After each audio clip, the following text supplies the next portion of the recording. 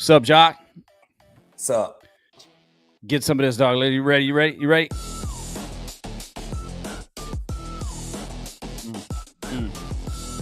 Yeah. Where'd you purchase this at? Yeah, got a little pre-show going on. What's up, ladies and gentlemen? We're about 2 minutes from the broadcast, but me and Josh may want to get out here and talk about what's going down. A little pre-show action. Give you access to the guys, you know what I mean? Give you access to the people. Yeah, I'm just working, in the studio. Just working in the studio, man. We trying to do things over here at the BSP. How the heck do I change my background? I don't know, man. That background, though, is... I like our background, but this background. Yeah, I know what you're talking about. That background is hard, dude. It's hard. It's bricks. Yeah. Come on. Where's it at? This is the pre-show. There it is. This is the BSP pre-show. Want to let you know we're going to talk tonight about the SEC championship. What are you some talking thoughts about? we want to share? There was a game? No, we still waiting for Alabama to show up to the SEC championship. That's what we're doing. Nah, we ain't. Make sure that we waiting. Make sure if you're on X. Make sure if you're on X, you repost this show. Make sure if you're on Facebook, you repost, and share. Comment below. Moran Brothers rocking right now, waiting on Wild Bill. And Wild Bill gets the studio, we are going to start this program. He's just a minute behind. But look, right now you got direct access to the Moran Brothers. Something ain't nobody never had. Bro. What? You got to start the show. It's 5:30. Read my title. It says host. I do what I want. Okay? I do what I want. What do you host? You feel me? STDs in your body? No, sir. No, sir, I don't. You know something about STDs, though, huh? Hell yeah. Let's go. What, you don't? Hey, man, you're, no. I don't know. I don't have any. I mean, you ain't never had any? Nah. I thought everybody had some. I'm just kidding. No. I'm tested. Before I invested, I tested. Come on, I fly. No, you didn't. No, you didn't. There ain't no way. Come on, man. Before back in the 90s, there was not a quick place to go test. Look, man, I got on a piece of paper and I said, look, do I got any symptoms? And the cute dog, the fly had no symptoms, but Truck got them all day in his mouth, his ears, his face. What is that? It's Black Santa, dog. What you talking about, cuz?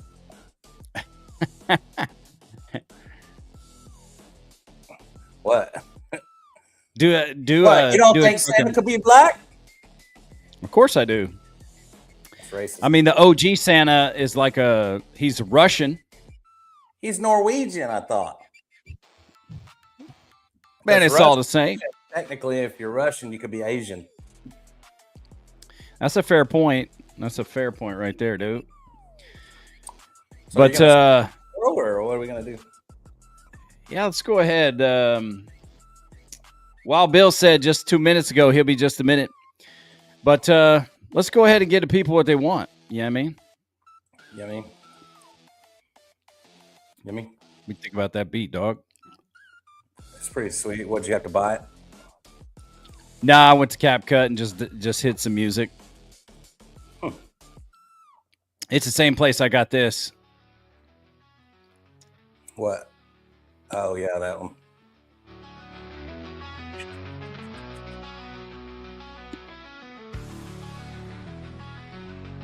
It's pretty cool. Well, I'll tell you what, ladies and gentlemen, it's about time that we get started on this episode of the BS Podcast. The BS Podcast in 5, 4, 3, 2. One message for you from your aunt.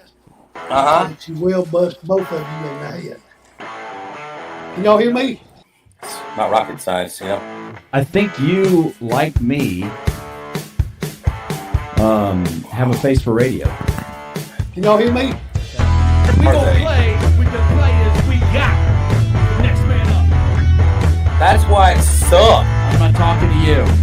I'm not talking to you.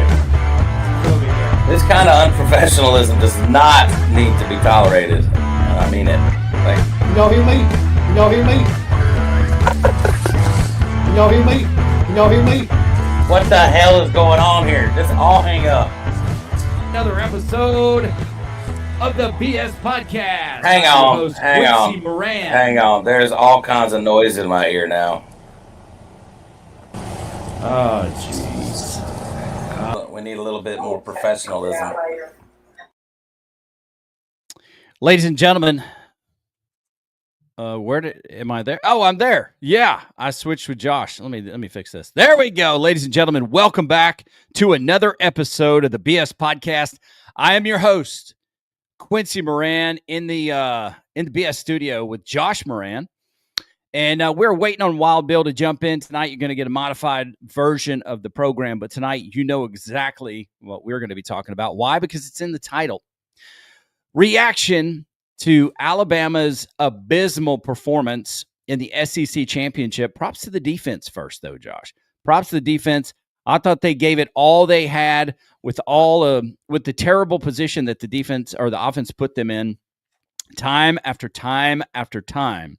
So I don't want to hate on the defense. I do have some really, really significant frustrations about the offense. But before we get started, I want to introduce you, world, all of you out there watching, to the man, to the myth, to the legendary Josh Moran. Ladies and gentlemen, Josh Moran. What's up, everybody? You say modified. I say betterfied. Betterfied. Yeah, I'm not sure that's actually bullshit. That was bad. Sorry. Yeah, you're not doing this show any favors, sir. We're pretty frustrated about that at the moment, but I know you're going to get it together. Josh, let's talk about your title on the program tonight as we get started. You know, Alabama was supposed to go to Georgia and play the Georgia Bulldogs, in the SEC championship. But as you know, they were stopped along the way, and somebody caught an actual picture of them on the way to the stadium. I have it here for you to see now. I want to make sure everybody can see this. This was the scene as Alabama was getting ready to get on the bus and head to Atlanta. It's right here. That's the scene? That's the scene. Not only did they not get on the bus, but who's handing who the money? Uga beat Big Al up, stole his lunch, and took his money.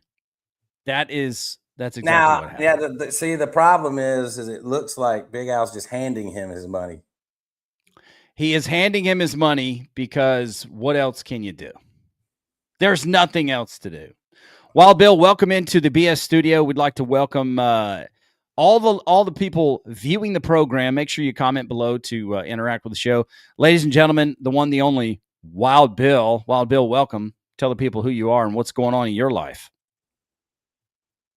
You're not going to be able to do it because you're muted. That's a tragedy. Tragedy? Yeah. There he is. He's good. I screwed up. Dog's barking. Well, Wild Bill, you were there. Wild Bill, I want to show you. Josh is being all technical, but I want to show you what happened to Alabama before Am I on they now? got on the. Yes, you are. I'll be right back. Okay, Josh, we'll see you in a minute. Wild Bill, good evening. Great to see you. Thanks for coming on. What's going on with you, big guy? Well, we just had a busy afternoon. She had to go see one of her doctors today, so late this afternoon, so we was rushed. But it's all good now. It's Sunday came, Monday came. The sun didn't come up either day, but it's still life goes on. It's been a rough time here in the state of Alabama, but what can I say? Hey, man. Roll Tide anyway. What's rough about the state of Alabama right now? I can't imagine. You talking about Auburn or you talking about Alabama? You talking about Alabama football? we're talking about something relevant, not irrelevant. So you're saying it's been a rough weekend? It's a rough day in Alabama for Alabama football fans? Oh yeah. Why? I don't even feel like we played a game on Saturday now. No, that's the point. That's the point. Alabama did not show up to play No. football. What I don't know who mean that was. What I mean is I haven't thought about the game since yesterday at 11:30. Well, here would be. Have y'all heard some of the comments like from our quarterback, from our head coach? Are you talking about when Ty Simpson said we know we're the best offense in the country? Yeah. I don't know. I don't know what he's spoken, but no time in the whole season have they been the best offense in the country. So yeah, we that definitely really know leads me to believe that he is concussed. The first half of the Georgia game, we were a good offense, but I don't know what's happened since. But then also our coach making these ridiculous statements about what a difference it make if this guy wasn't hurt, and this guy wasn't hurt, and this guy wasn't hurt. That Correct. We'll see a total different team when we arrive in Norman, Oklahoma. You remember when I told y'all that they were intentionally sitting players out and daring the playoff committee to leave them out of the playoffs? I remember you saying that. I'm telling you, man. I don't know. It feels weird to me because they added more players to the injury report right before the game. And well, here's a question I got for both of you guys. Was LT Overton not on the list on Wednesday? No, I don't think so. Well, I think he added on Thursday, didn't he? Huh? I think he came on Thursday. Okay. Well, so you got Thursday and Friday to practice your punt team with whoever's taking his place, calling whatever for protection on the punt. Now, why have we not practiced all year at least a few times with somebody that's going to take his place when he's hurt anyway? And then you're going to throw this guy sort of, to me, he threw the guy under the bus without calling a name, that they didn't make the appropriate call on the blocking assignments on the block punt. Whose fault's that? Well, I mean, I guess in the moment it would be the players. And I think, too, that the snap was really bad. It was a bad snap. Yeah, and it's not to mention we have one of the worst punters I've ever seen. Honestly.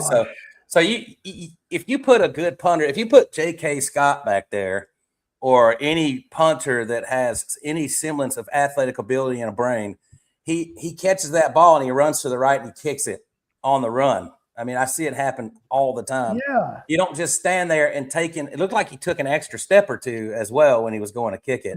You don't have all this time, buddy. And I don't know what you were looking at, but I have never seen our punter be this horrible. I mean, we've been good punter after good punter after good punter, even back to Lane Bearden or whatever that had that tore up knee and he was still running down there making tackles a long time ago. Yeah, and I'm with Wild Bill and I'm with Josh. The film guy, Brooks Austin, he breaks the game down so beautifully. He showed a few things about the blocking assignments. Just one in particular that was missed that was, to me, is basic structure blocking. And so when you have guys that don't know what they're doing, I think, number one, it absolutely lands on the coaching staff. There is no question about it. You have players that don't know what they're doing. If they're not speaking up, the coaches are supposed to identify that in the process in preparation for the football game. Right. If that guy on the punt team was capable, he had reps, he knew what his assignment was, and I don't know about college football, but I do know about high school football. You don't have 7 options when you're blocking for punt. It's pretty pretty KISS principle. Keep it super simple. You know who you're supposed to block. You know what the delay is, and then you get downfield. So I can't imagine that this guy, whoever he was, I don't even know what number he was. I don't either. I can't even fathom that he would allow two people to run free. But it happened, and probably something that we should go and look at. But I think there's after we get kicked off with the Bama bullet points here, I think we should really discuss something that's even deeper. That's an issue with our coaching staff and something that needs to be rectified. And look, we can all armchair quarterback day in and day out, but the fact is you got to look at the product on the field, look at the body of work, and look at, did Alabama truly deserve to be there? I'm sure that's something that we'll talk about.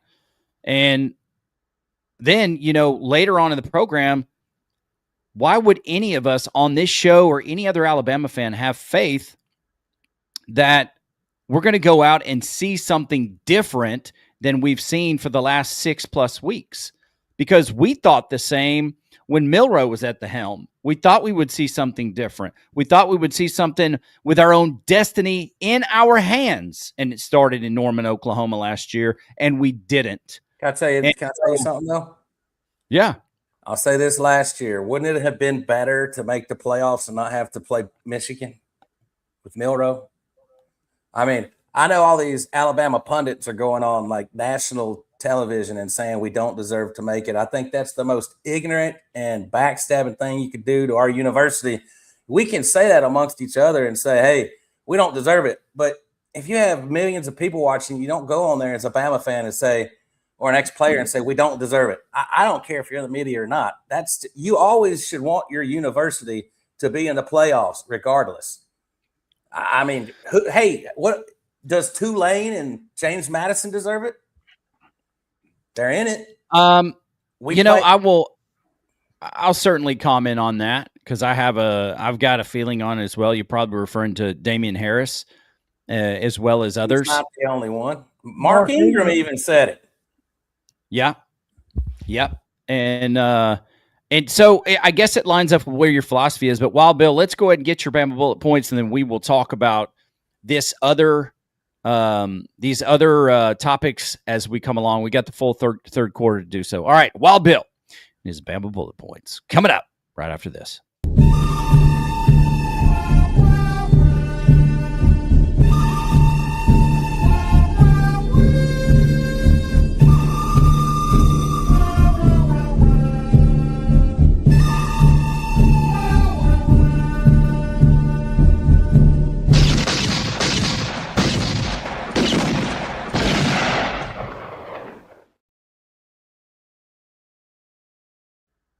I don't know what is going on or where everybody is, but I'm going to bring you back onto the screen and see what we can do to have you here. I don't know why this is not lining up. There we go. Wild Bill, you are in, and you are front and center. Ladies and gentlemen, Wild Bill and his Bama bullet points. All right, they're going to be short and sweet. They get some feathers stirred up. But well, that's closely aligned to our offensive production, which was short and sour. So good looking out. All right. Coach Saban, in all the years he was at Bama, he had exactly one loss of over 20 points. That was in 2019 to Clemson in the national championship game. Coach DeBoer's been here 2 years, and he's already had 2. 24-3 Oklahoma last year. This year, 28-7 to Georgia. Our first loss, number 3 in the SEC championship game since 2008. Whew, painful. Oh, number 4, this is a doozy. We finished with a whopping -3 yards rushing for the first time since 1968. Longer than you two guys have been living. That's how long it had been. We were 3 of 13 on third downs. Last one, we went nearly 23 minutes without a first down at one point in the loss to Georgia. And that's all I've got, other than we were terrible. Terrible. We and for were our terrible. quarterback to say we got the best offense in the country, he has lost his mind. He really has. And I got to tell you, over his last 6 games, he's played mediocre to horrible football. And I will say this: I don't hear the same anger and frustration out of Bama fans as a whole as I did when it was Milroe, and I don't know why, because it's just as frustrating watching Ty Simpson play football right now as it was Milroe. When was the last game we scored 30 points? Oh man, let me look. I don't know. I tend to see a lot of people, and look, somebody brought that up last night. And I almost commented, but Eastern I wanted to Illinois. take pause. Oh, no, that don't count. Okay, let me go back. Okay, Tennessee. 37. Third Saturday of October. Yeah. Last time. And I believe, was that the only team that we scored 30 in the FBS? Nope. We scored 30 on Vandy. All right, those two. And we scored 38 on Wisconsin. Wow, they don't count either, really. I mean, they do, but we got the best offense in the country. Yeah, okay. I don't know. And I honestly can't see how he would even say that. Let me say this. And here, and I know I'm going to take heat for this, but I'm going to say it anyway. Say it with your chest. I think what you are frustrated about Ty Simpson saying is closely aligned with what Mark Ingram and Damian Harris are doing, but you just don't like it that Damian Harris and Mark are saying that we don't belong there as opposed to another university. Like Ty's doing it in the other way. He's not willing to say what the reality is, that they've regressed. They're not firing on all cylinders. There are things they need to clean up. They are not the best offense in the country by far. And he's trying to do his best to stand behind his team and be objective, but he needs growth as a leader.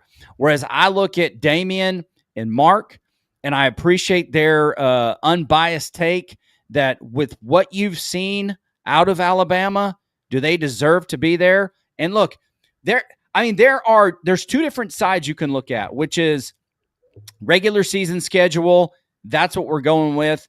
The SEC championship or whatever, championship is a bonus game to decide who's going to be the champion instead of the de facto way based on record. Okay. You take that, then you lose and you still get in. If you take it the other way, which is deciding more, and you have a close loss, you still deserve to get in because you still have credibility. If you get blown out like Alabama and you believe that game has to be worth something, how do you not lose? How do you not get left out with 3 losses? Because a loss is a loss is a loss. So it's like, where do you line up? And then if you look at what kind of honesty you want out of Ty, who is a current football player at the University of Alabama, then you should hold these other guys that are commentating to the same standard. I don't think that they're just saying what everybody else thinks. I think they're being intellectually honest based on the product on the field.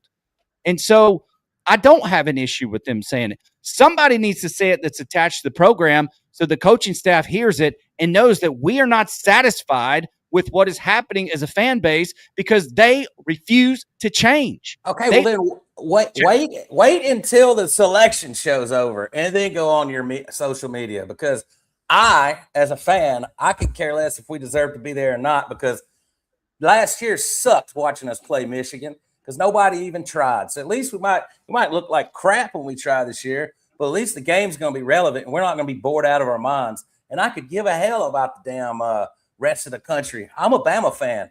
I don't give a damn. I want my team in regardless. If we crumple your dreams and you want to scream that we get all the bias and all that, fine. I don't care. To take that up with somebody else, not me.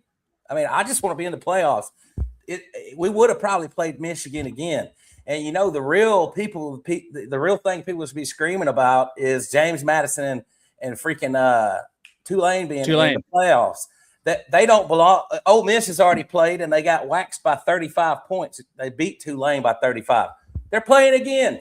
But everybody's focused on Alabama and Notre Dame. It's the stupidest thing I've ever seen in my life. And Notre Dame coming out and saying that they even have a freaking ground to stand on when you don't play in a conference. You pick your schedule every year, every game. Yep. You decide who you play every game. There are no rotating games where you draw Bama and a tough schedule all that year. Sometimes teams in the SEC get a weaker schedule, but they're still tough games. Notre Dame picks it every year. And join a conference. You can read my tag. What's it say?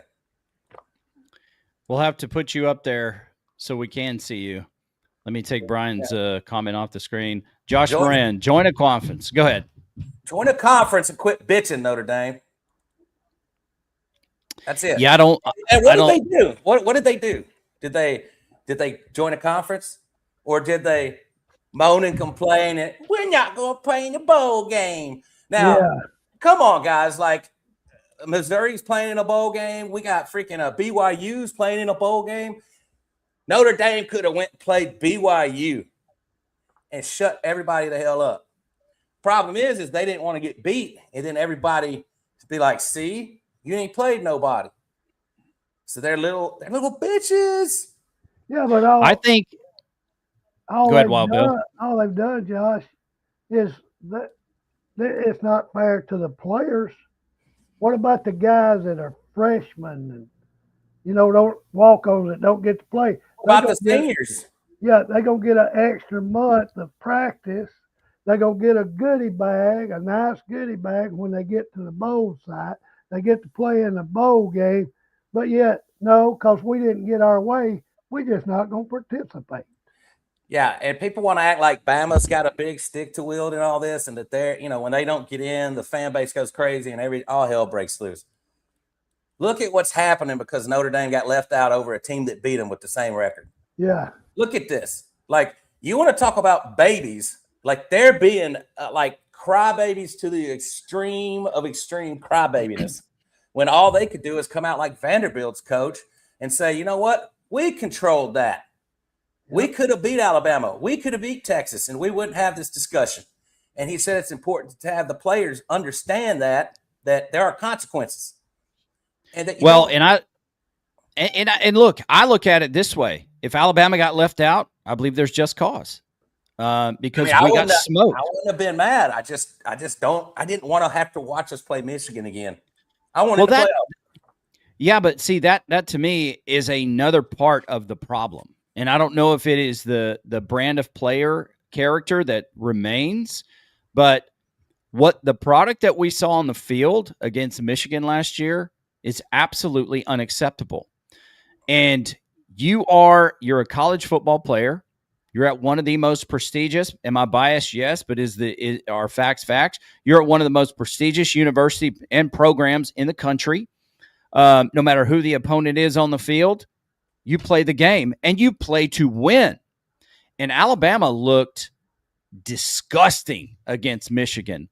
And guess what? They looked disgusting the next game against Florida State. Yep. So there are bigger problems afoot. And look, I like the W's. Let's just keep winning. The problem is, and look, I've always said, and I'll stand by this, I'll take an ugly win over a pretty loss any day. Like any day. The challenge for me is that they're all ugly. Our coaching's like everything's a struggle for anybody that's in the Power Five. It feels Wisconsin, withholding Wisconsin. Anybody in our league, it seems that we struggle, and we have not seen a complete 4-quarter football game from this football team. And so who does that fall on? Coaches. In my mind, it falls directly on the coaching staff because your football team is a reflection of your leadership. I'm speaking as a guy who has the utmost respect for Coach Kalen DeBoer. And it's not primarily your leadership at the top. I can't say that, but whoever is in your organization, whoever's in your coaching staff is what you allow to influence and lead your football team.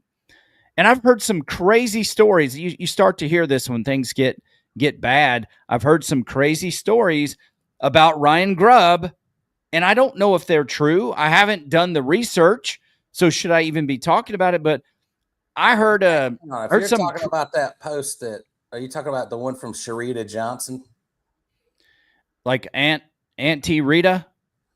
I mean, I don't know, but I mean, we got to remember that is an account with like 3,000 followers, and it could be just a jaded mother, family member, or whatever. So, what do you got? Yeah, that's part of where it starts. I heard somebody else that was reputable, or saw somebody else that was talking about that was reputable. But why is the guy on the bench? So I guess those are quite. Say what you're talking about first. No, okay. So what I'm talking about are reports that it looks like it's all fan driven. There's nobody that's like a beat reporter that says, "Hey, my sources tell me," but it is fan driven.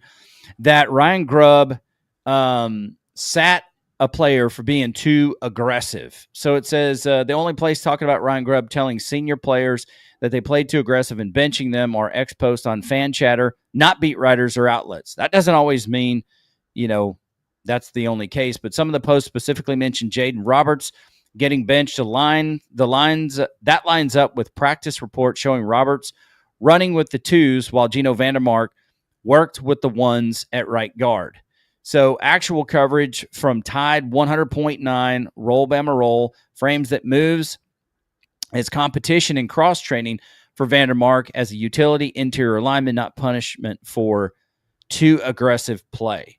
So I don't see any reputable articles, but then you start to take in the information of, well, why did Ryan Grubb get fired after 1 year at Seattle? And what is the product on the field? So I don't know what these reports are about. And like I say, shame on me, and I accept it, for talking about things that haven't been vetted, but we're not seeing any progression from the offense or aggression. That's pretty hard to say too. That's true. Wild Bill, what you got? First and foremost, it can't be true because Vandermark don't play right guard; he plays left guard. Formby's at right guard and Carroll's at right tackle. It's been that way the last 3 games. So why is Roberts benched? Well, he was been hurt most of the year. So I would say it's probably. I mean, to even fathom that an offensive coordinator would tell an offensive lineman, less aggressive is. I just don't even know how that would compute in the game of football. If you're not being aggressive on the offensive line, you go have your lunch eat every play. Well, they historically suck at running the ball, so maybe that's true. Well, but the article I was listening to somebody today that the Bama guy, they're not hitting the holes, they're missing the holes. They're missing their blocks. Who's our running back coach and our offensive line coach? I don't know who the running back is. Gillespie the running backs coach? I don't know. We need to get new ones. Obviously, it looks like. Well, and still it goes. Where was any screen passes? Where were any slants Saturday? I didn't see none. Those are excellent questions. In a long time. And that's one of the greatest challenges that I have watching us play football. Number one, if Ty Simpson is struggling, which he has been, when are you going to sit him for a series, giving him opportunity to let the pressure off, give somebody an opportunity who has a different skill set, make some plays? That's not happening. You have week after week, you have defenses that are keying up on our weaknesses, and that are putting extreme amounts of pressure at various parts of the line, overloading, bringing pressure from the middle, the outside, speed rush, and the list goes on. Where's the adaptability? Where is the improvement? We do not see it. Week after week, defenses have been able to watch this, and then you listen to Ty talk about what happened post-game press conference. He talked about copycat blitzes, which says, okay, we are aware, which these guys watch film, they dissect film. It is their job. That is what these coaches and these players do.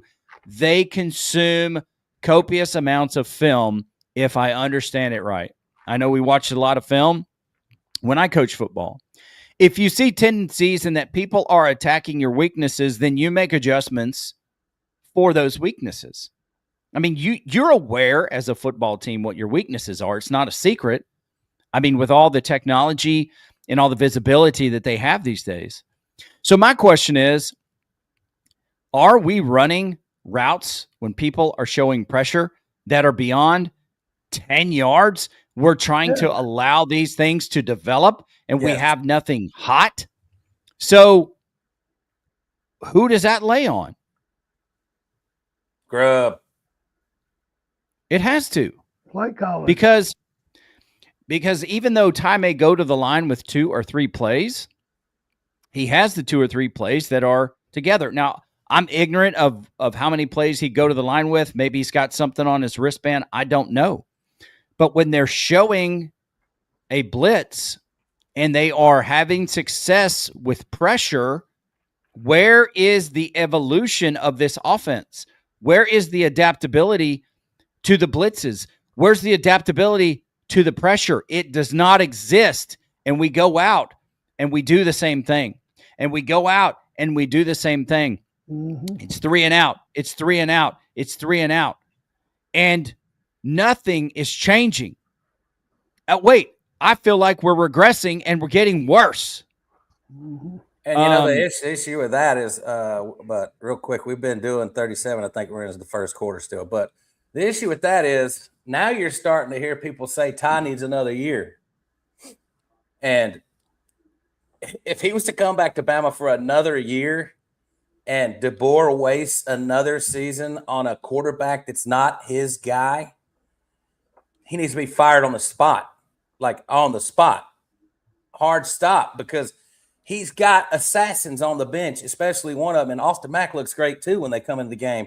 I cannot believe we have 3 like really, really good quarterbacks on the roster. 2 of them are better than the one I think starting right now, and they haven't even given them a look in 6 games.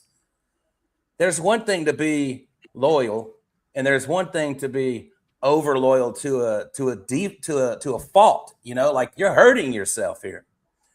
And I honestly, Grubb, I had a lot of expectations for this guy, but he kind of sucks. He doesn't even look like he fits in the South, like when he's walking in the game. I don't know if you could tell, but he looks weird in Alabama colors. He just looks like he doesn't fit. He looks like a square that's in a circle, you know? And I just think that and I don't know if DeBoer is even willing to fire the guy or make him move on because they've been together so long. So we could see it all change because we had a great run in the middle of the season, and I still can't even believe that happened. Just like last year, I couldn't believe we beat Georgia. We ended the season at 10-2. Great wins. Should have beat Oklahoma. Had those turnovers. We could have been 11-1, and this wouldn't even be a damn discussion or debate, regardless of what happened in the SEC championship game. We'd be 11-2, and everybody be like, "Oh, they just had a bad game," but it's not. This is an issue. But what's going to happen? I don't know. Well, it clearly affects. I think that's well said, Josh. And I think if you look at Coach DeBoer, he's loyal to his core with his people, and he was loyal to Milroe. He's being loyal to Ty Simpson. There's nothing that persuades me to believe that he won't be loyal to his coaching staff. And you have to have a sense of loyalty to your people. Ultimately, the loyalty has to be to the team as a whole, because this is a program. Yeah, the loyalty has to be to the standard, to the the Alabama brand, to the process, to the freaking production, to the execution. That's the loyalty. You take the loyalty out of that and you just do it because you're friends or y'all have been together a long time, and you are screwing up your program, dude. And I think we don't even know who all these staffers are throughout the program. There could be a lot more of these types in there, and you don't know. We went from having a literal hands-on helicopter CEO that has his hands on every little facet of the program, including the stadium and all the growth and everything he did. And now we've got Coach DeBoer, who had crappy spring grass the first year of spring practice. I don't know if y'all remember that during the A-Day game. And I'm sitting there going, how the hell do you not make sure that the grass is good for your spring game? Well, because there's not someone thinking of all this stuff now. And who knows how many of those things are being missed throughout the program. And that's why you end up with the Raiders playing for Alabama on Saturday. Oh, no. Well, here's the thing. I feel like I was watching the Raiders game. Here, look at this, dude. Part of the primary responsibility of your coaching staff is to identify how we can evolve. What is the defense doing? What is the offense doing? And how can we put things in place in order to move this program ahead, both in the week of preparation, but also during the football game? But it was a rerun, time after time after time. It was a rerun. You have one running back in the whole system that can pass block. That is glaringly obvious. One running back that can pass block. The rest of the guys, what is going on? They cannot pass block. Therefore, they cannot play. And they are a liability. You have an offensive line that they could not find out through summer camp, through spring and through summer, a group of guys that give us the best chance to win. They weren't not willing to make a commitment. They weren't willing to ride or die with this group of guys. It lasted all the way to the first week of the season. And we're not talking about we're being coy because this is a quarterback battle. We're talking about an offensive line. Now, is there a coach on the staff or a group of coaches that have been able to adapt? Have they been able to improve? Have they been able to put a better product on the field and become very, very stingy? Defense. Yes. Defense. His name is Kane Womack, and we murdered him metaphorically last year. So Is that what we're to expect with the offense, that they're going to go through this year and they're going to get better next year? Time is of the essence. Your job is on the line, Coach DeBoer. And I'm saying all this because, and I'm coming from a place of, I respect you. Where are the hard decisions? Where are the people that are next to you saying, Coach, this level of stoicism is not going to get you what you're looking for? The guy that had already been there many, many times before across the field, he's not stoic. You don't have to be something you're not, that you do need to evolve. And for some instances he is, but where is it that he's going in and he is taking his team to a significant level of accountability on the field? If a running back screws up multiple times, guess what? He gets benched. What happens if you have offensive linemen? They get moved around. They get benched. But the same is not happening at the quarterback spot. I love Ty Simpson. I loved Jalen Milroe. But at a certain point, you're becoming a detriment to the program's ability to compete. And now you have, and it's year 2, but you have your own destiny in your hands, and you continue to squander your opportunity.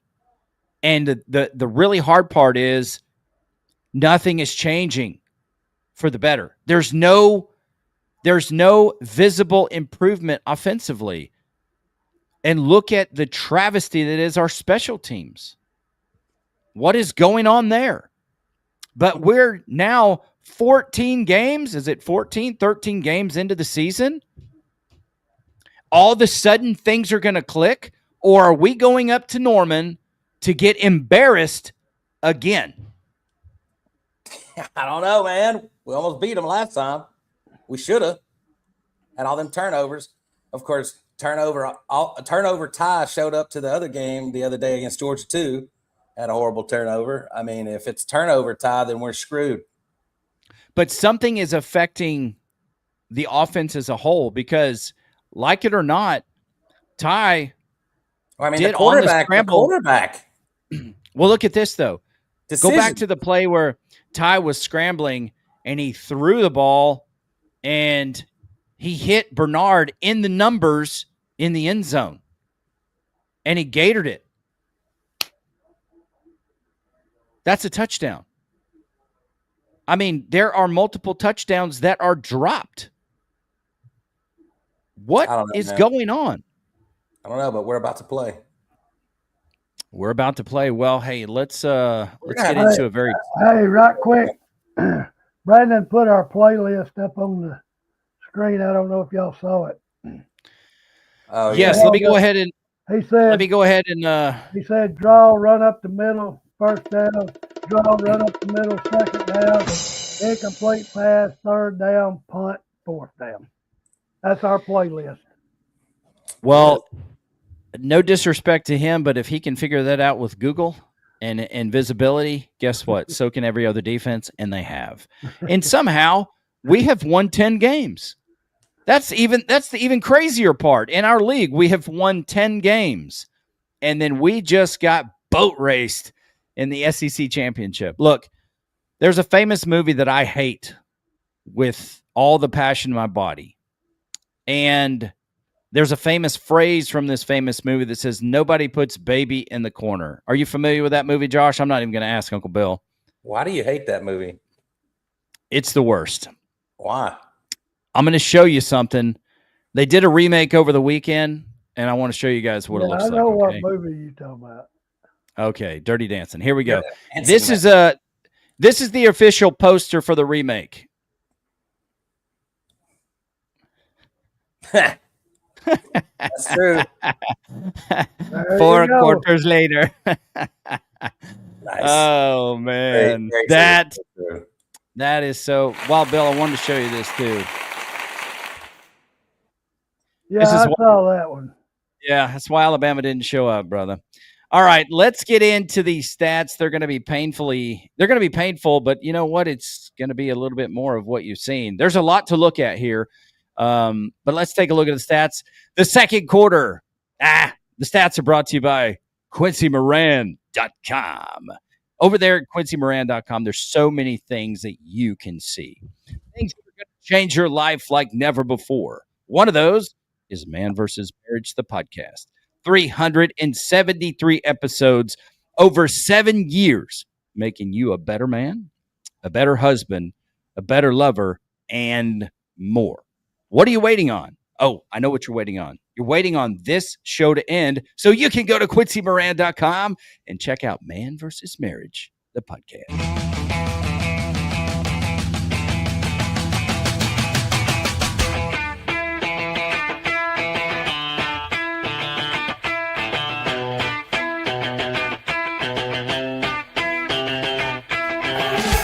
This is the second quarter of this podcast. Roll Tide.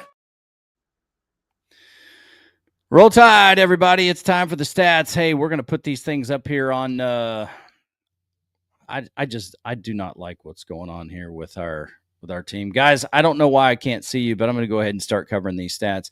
Here we go. The SEC Championship. Alabama gets whopped 28-7. And I'm going to tell you, I don't even think the game was that close. Let's take a look at first downs. 16 for the Dawgs, 11 for the Crimson Tide. Third down efficiency, Georgia, 6 of 16. Bama, 3 of 14. Fourth down efficiency, 2 for 2. on the day for the Dawgs, just really adding salt to the wounds as they boot stomp our man bags. 1 for 3 for the Crimson Tide. Here's a crazy, crazy stat, okay? Total yards, 28 points, 297 yards for the Georgia Bulldogs, 209 yards for the Alabama Crimson Tide. Passing yards, Gunnar Stockton, 156 yards, 20 attempts on 26 tries. 20 completions on 26 tries, 6.0 yards per pass. Ty Simpson, 212 yards, 19 of 39 for 5.4 yards per pass as an average. Interceptions thrown, ladies and gentlemen, there you go. No turnovers for the Alabama Crimson Tide once again, and a loss. One caused by the Georgia Bulldogs. That led to the first points of the game. Rushing yards. Look at this. This is just magnificent.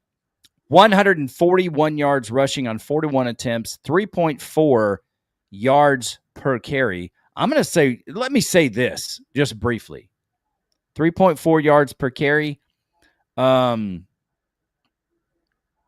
not terrible against a solid opponent. It's not what I want, but it's not terrible. 141 yards are terrible. Now, Alabama sets a record for the first time since the 60s, as you heard from Wild Bill.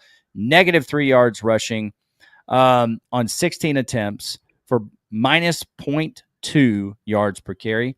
Look at this. We're more disciplined than we've ever been. That's because our offense is not on the field enough to get more penalties. I don't know. Georgia, 7 for 80 yards. Alabama, 1 penalty for 5 yards. Wild Bill, somebody's calling you. It's probably important. We already know the deal with the turnovers. We already know no fumbles lost, 1 interception. Here's another painful thing to look at. Georgia, time of possession. Our poor defense, 36, almost 37 minutes compared to 23 minutes for the Alabama Crimson Tide. Now let's take a look and see some of our stat leaders. Not much to see here that's any different. This is just that at a glance. I wanted you to hear some things, but going back to what really tells the tape, our defense spent almost 37 minutes on the field. Just a quick graphic there for you to see. It is just horrible. I just cannot believe it, guys. You wouldn't think that this particular game was 28-7. You might think that this game was more like LSU and Alabama 9-6, but that is not the way it happened because our offense just kept giving them the ball on a short field. Now let's look at your leaders for the day. If that's going to come up, maybe it's not. Let me go and pull up the graphic on another screen here. There we go. Q-Dog. All right, Gunnar Stockton, 156, like you saw. Ty Simpson, 212. Rushing yards. Frazier was their leading running back, 52 yards on 13 carries with a touchdown. And we had Daniel Hill, a guy that we had a lot of promise. We had a lot of hope in, and those hopes were dashed. It didn't, no pun intended to Austin and Amber. Something just did not seem right, guys. I mean, back me up here. Let's talk together about 11 yards on 4 carries for Daniel Hill. What happened? Let's look at your leading receivers. Branch, who really scorched us, had 53 yards, 5 receptions, 1 touchdown. Jeremy Bernard, 62 yards, 6 receptions, 1 touchdown. Sacks, Thomas had 1. I guess Keon Keeley had a half a sack. I don't know where the guy is that had the other half, but I guess that's it. Their leading tacklers, Jay Thomas, the defensive back, 6 tackles total. 4 of those were solo. And Nikai Hill-Green for the University of Alabama, 7 tackles total. 4 of those solo. Came up with some big plays. And gentlemen, that right there is your stat line. I'm interested to hear what you have to say relative to stats. Everything there is surprising. It's abysmal. It's sad. It's disgusting. It's depressing. And the list goes on. Josh Moran, your reaction to the stats. I already looked at the stats over a weekend, and I've legitimately forgot them on purpose. So thanks for bringing that up. You're welcome. It's a horrible game if you look at the offensive numbers. I mean, and you got to say 80 of those yards that Georgia had for penalties helped us score our only touchdown. So there's also that. At least 30 or 40 of those yards were gifted to us on that last drive. Yes, they were.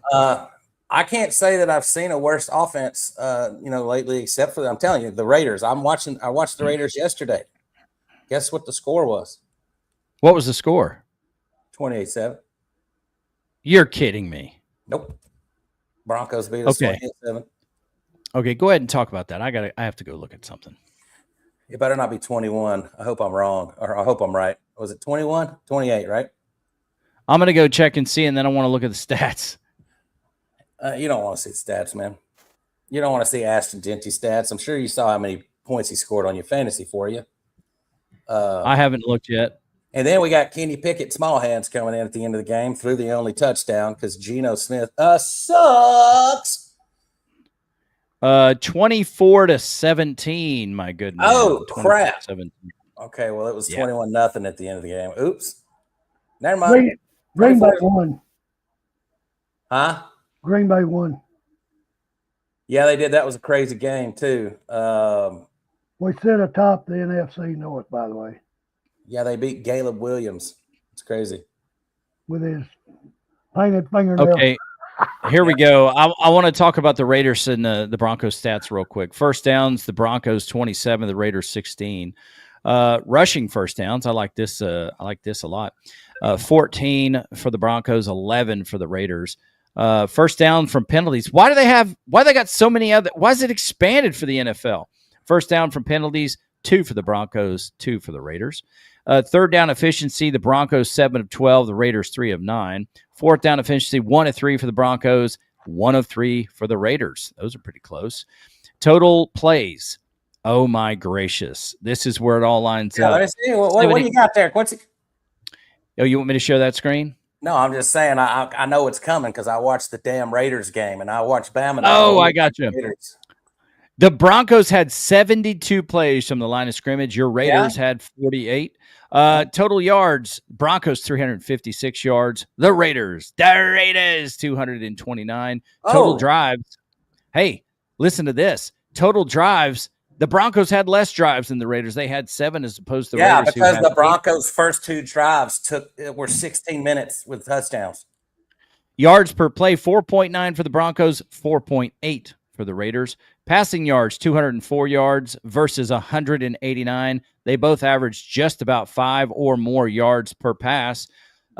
Sacks, yards lost, 3 sacks for a loss of 8 yards for the Broncos, 4 sacks for a loss of 24 yards against the Raiders. Nice. Rushing yards. Holy cow, look at this. 152 for the Broncos, 40 rushing yards for 40. The Raiders. Wow, okay, 40.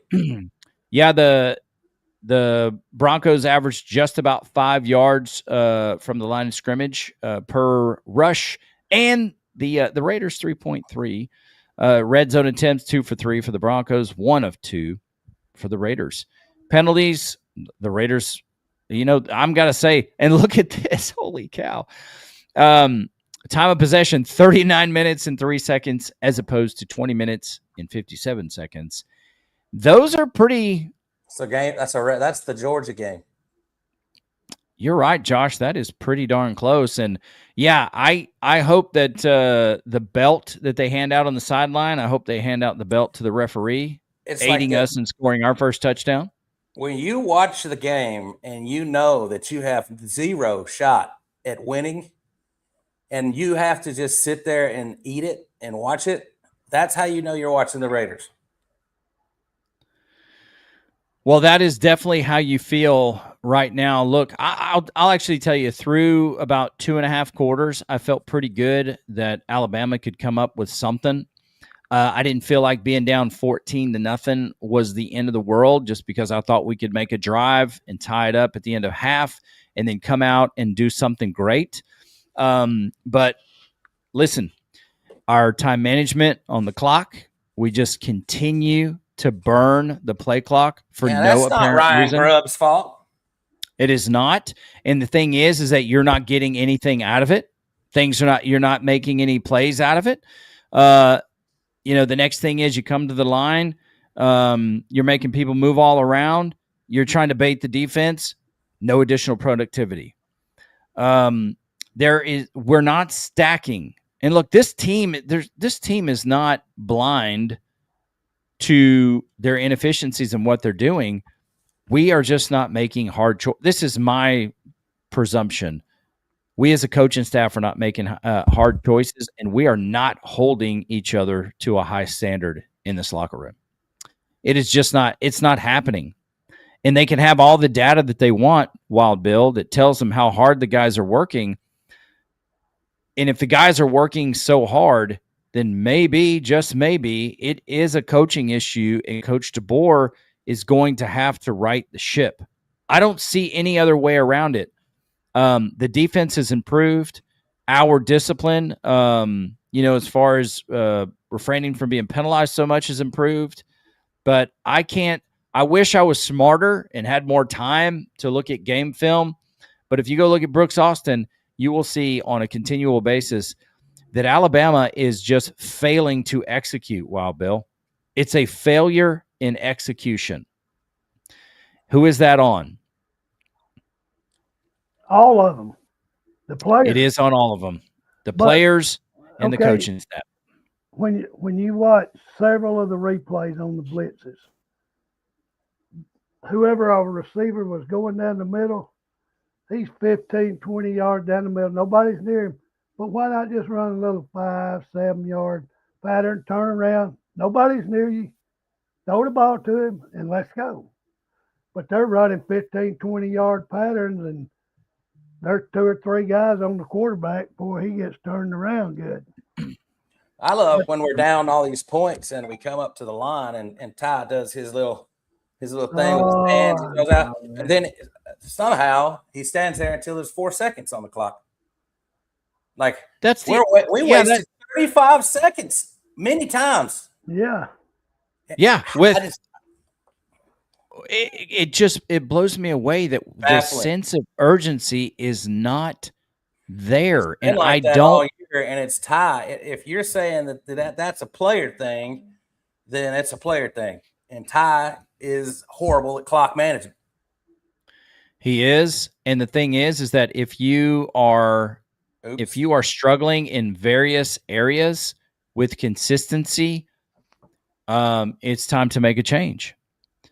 And that change is not happening. And, it pains me to say it, but when you are the captain of the ship, you have to make difficult choices. Look, I'm not a college football coach. Everybody knows that. Everybody on the podcast does.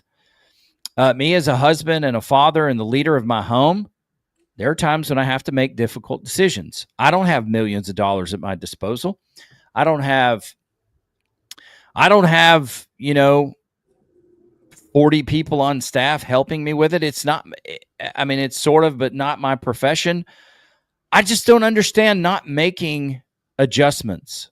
Right. And I'm being hypercritical here, which is unfortunate because it's generally against what I believe is the right thing to do. But these guys are being paid lots of money. It's their profession. It's what they've chosen to do. And, there's accountability for us all if we're not doing our job. So I don't know what Greg Byrne, I don't know the conversations that they have. It's no secret. If opposing teams can figure out what our problems are, why can't we, guys? Why can't we? Well, that's what. All right, DeBoer's supposed to be an offensive guy. Grubb's an offensive guy. He's down there on the field. You running backs coach. Why can they not see that these guys are wide open 5 to 7 yards in the middle of the field when they're blitzing, and just throw the ball to them? Why can we not? Maybe Grubb is tanking his job. Well, I can't believe that. He's an aggressive guy, man. I just don't believe he's tanking. I don't know, man, but it's still the second quarter. We're an hour and 5 minutes in. Are we going to move this thing along to the third or whatever, or what? Yeah. What do you got for the go in a little bit, D? Yeah, we're going to go soon. I mean, we don't have any. Has anybody watched the press conferences? Anybody had anything to see, like There was a after press the conference. players? I don't know. Other than him saying, when we get these guys back, you'll see a total different team our next game. Okay, then. He said those words though. Yeah, he said when these guys are back healthy, you'll see a total different team.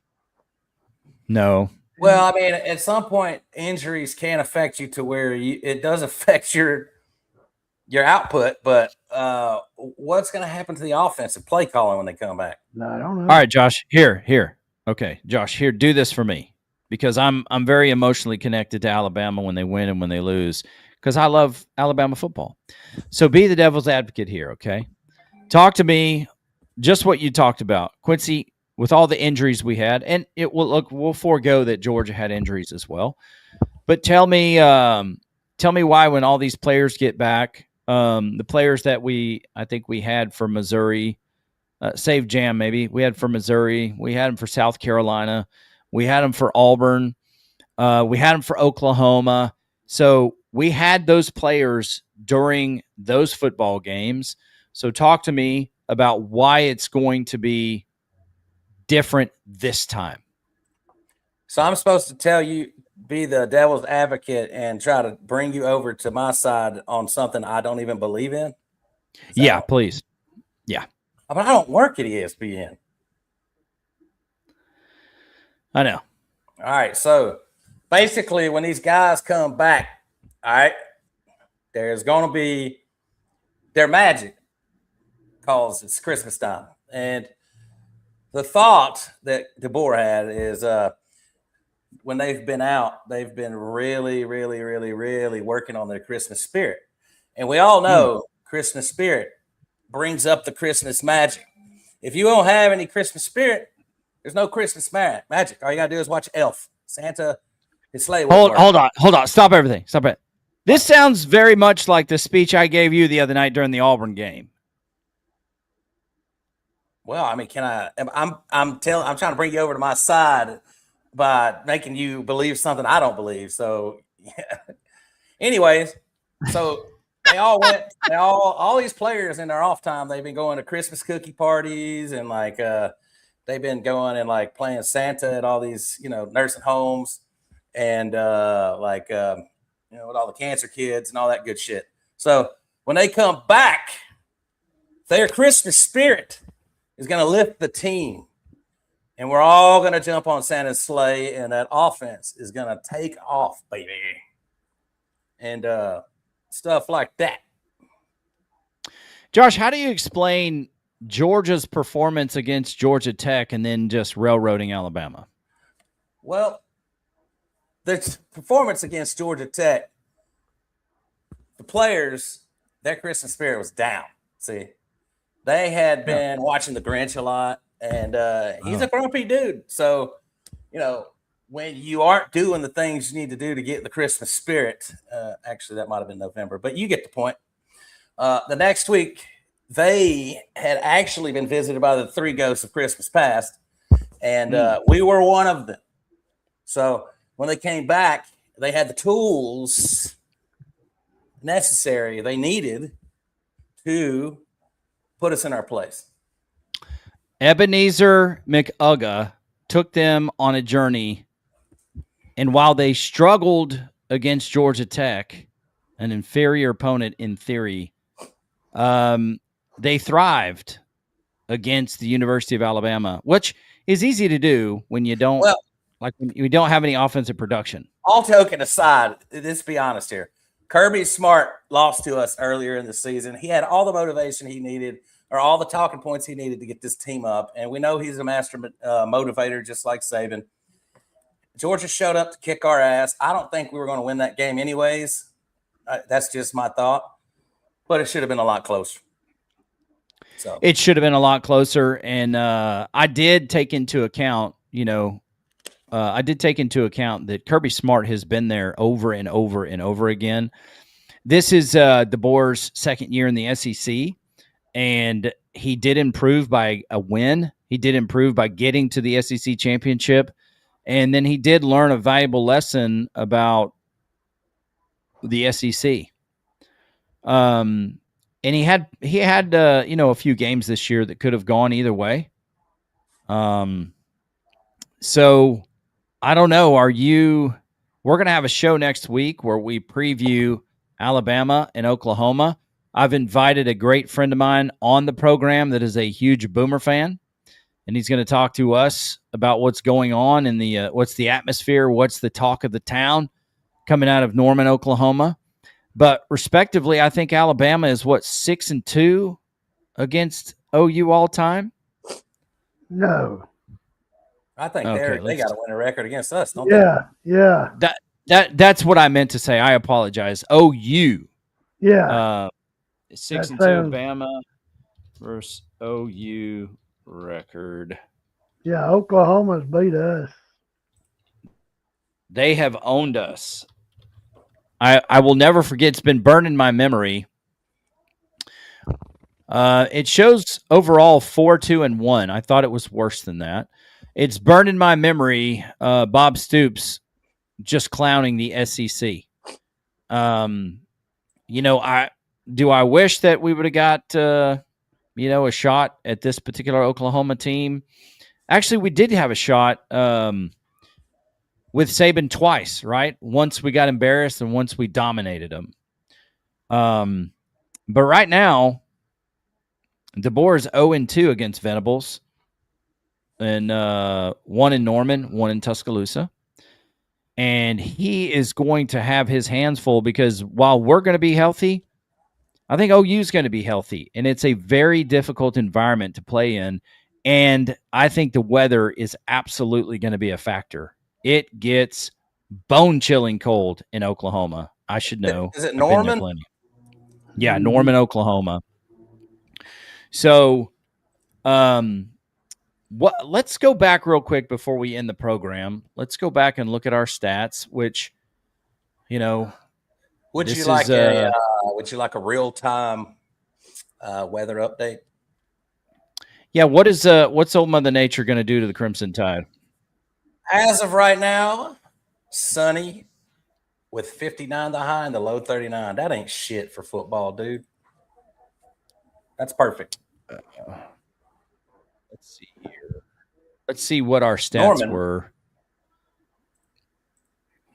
Hey, while you're looking for the stats, I just heard that Phillip Rivers is flying to Indianapolis to do a workout. Is he? To try to join the Colts practice team. I thought he was a head coach for football.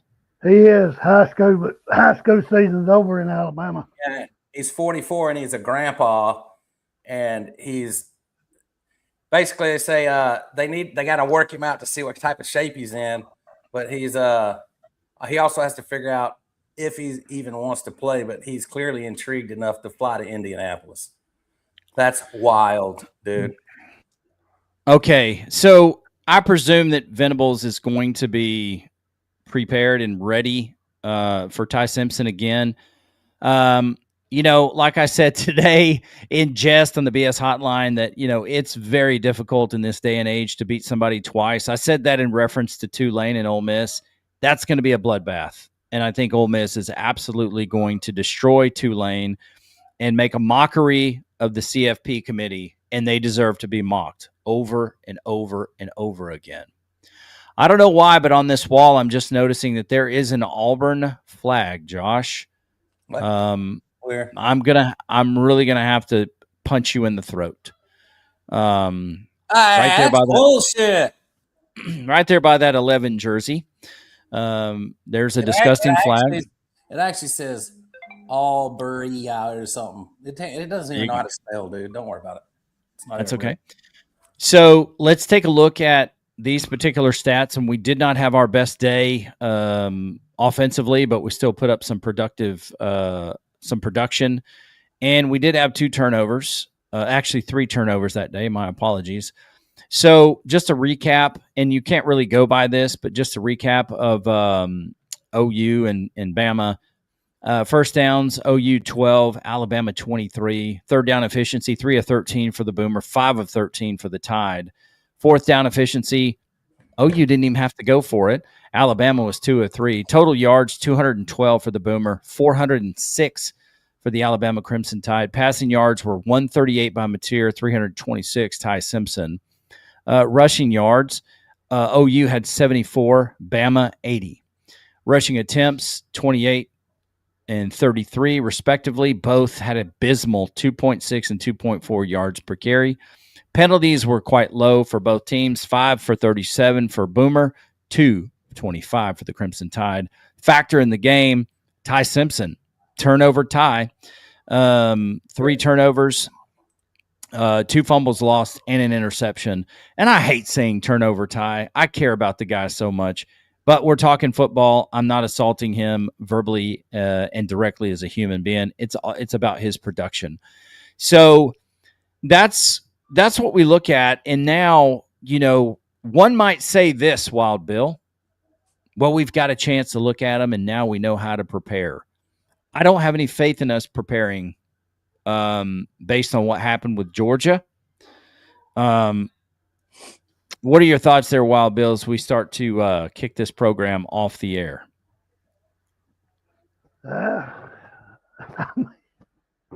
Who knows? Our football team is a jigsaw puzzle. It's a bipolar. I mean, just looking at those stats, there's no reason that Oklahoma should have even been in the game with us. Yes, sir. Turnover time, man. But turnovers, 6 fumble on their side. Yeah, hopefully they'll be ready. I'm at a loss of words for execution. Every owl has something to protect. So yeah, you heard that too. Sorry. Hopefully they'll be ready. Yeah, I agree. Hopefully they will be ready. And if you just take a quick peek here, I said the other day that Alabama, Oklahoma to Auburn. Look at this stat line right here. Total yards for Bama 280. Total yards for Auburn 411. I want to say you just don't know what you're going to get, but I think we've been getting the same thing the entire season. Not against La Monroe, not against Eastern Illinois, but we're consistently getting the same thing. And so I don't even know right now how I can pick Alabama to win, which is devastating for me. And I'm being very emotional about this. I'm picking them to win no matter what. It'd be hard for me to do. I guess I have nothing to lose. I can't win the belt. Amber ran away with it this year. So I'm going to be as objective as possible. But boys, I don't know. I'm not comfortable about our chances. Josh and I, and we're going to be with our wives down in Houston preparing for a Raider game. We're going to have to find somewhere to watch this game in public. We're not. Quincy, it's Friday night. Oh, I'm going to be down there already. So I'm not even going to be able to. When did you change it to Friday? I thought you were going down there on Saturday. I'm going to be working in Houston the midweek, so I'm going to be down there. You're just going to stay? Yeah, I don't want to drive. I don't want to drive an extra 8 hours. Well, I guess I'm watching it at home then. Hey, I don't know what I was thinking there. I'll see you the next morning. Yeah. Well, guys. It's good that we play on Friday, so we don't have to worry about – hopefully we win, and then we don't have to worry about other games on Saturday, But I was hoping it was on the 20th so we could go out and watch it somewhere, but – Me too, man. Me too. It is what it is. Well, I tell you what, I'm gonna go ahead and get over this beating by Georgia. It's supposed to be a 24-hour rule, but it's been much more than that. Just frustrated because there's no answers. I'm gonna put my coach's hat back on and start looking at this objectively, and we will see what next week's show brings to us. Josh Moran, your final words. Final words are I'm still happy we're in the playoffs. I think we can win a game, and who knows what would happen against Indiana if we get to that point. At a neutral site, you never know. You have no idea what could happen. Bama, the problem is we could go in there and win 3 or 4 games in a row, just like and do something. And also the other side of that is we could go in there and get our ass kicked and get embarrassed against Oklahoma and lose out in the first round. And my final words are, I want Keelan Russell to play. That's it. Don't come back, Ty. Do not come back. You are not welcome. Just like Milrow, you are not welcome here. That is terrible. It is. All right, well, Bill, your final words. Sort of like Josh, we don't. But what Alabama team will show up? But as we sat there and watched Ohio State and Indiana the other night, the way that we played Georgia, we would get run out of a stadium by either one of them if we play like we did. But just as Josh said, if we beat Oklahoma, we play at Indiana in the Rose Bowl, who knows what could happen? Nope. At a neutral site. But Bama's got, the coaches have got to get zeroed in, and the players have got to get zeroed in to play ball, to advance. Because if we go and get beat, we're gonna hear it all. They didn't deserve to be in. They shouldn't have been in. We told y'all they didn't deserve it. That's all we'll hear. Yep. So they need to be prepared, go out there, play ball, and roll tide. Roll tide. Amen to that. All right, boys. My final words are this. I said everything I wanted to say on this program for the most part. Got all the emotions out. I'm going to put my heart back in my chest and get logical about it and say this. The only thing we need to worry about is what's ahead of us, because we can't go back and play the football games that are in the past. It's not possible. It's like life. You cannot go back and change the past. So what must you do? You must put all power to the elbow. You must put all emphasis on what can we do now? What is the promise of the future? And how can we come together as a group and prove to everybody who says we're not the best offense in the country, who says we don't deserve to be there, how can we come together and play the team on the field anytime, any place, anywhere, and find a way to win? An ugly win is a win, even though I'm a selfish, sissy, whiny, spoiled, rotten Alabama fan who wants us to win every game by 50 points. That's not reality. So, Bama, my call to action, focus on what you can affect, and that is the next game that is on the field. Indiana or whoever the next opponent, doesn't matter. Let's focus on Oklahoma. Let's focus on getting better. Let's focus on our deficiencies, which is glaringly obvious. Execution.